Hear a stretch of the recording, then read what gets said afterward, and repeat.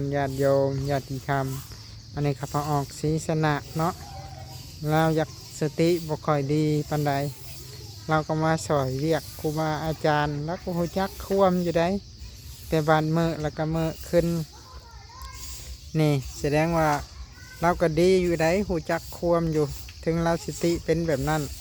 เราก็ยังหูจักสอยเรียกครูบาอาจารย์ใครก็ผู้บางคนเว่าตัวเองดีแต่บ่เคยมาสอยเรียกครูบาอาจารย์เราเนี่ยถือว่าดีเด้ถือว่าสติเราจะบ่ค่อยดีแต่ว่าจิตใจเราดีมาสอยเรียกครูบาอาจารย์อันนี้ก็เด็กน้อยวัยรุ่น10 ปลายปีเนาะยังเฮียนประถมอันนี้ก็มาซอยทำความสะอาดเพื่อตักบาตรมื้ออื่นทำความสะอาดเพื่อวันศีลมื้ออื่นออกตนญาติโยมมาเห็นก็จะได้เห็นวัดสะอาดอันนี้คือ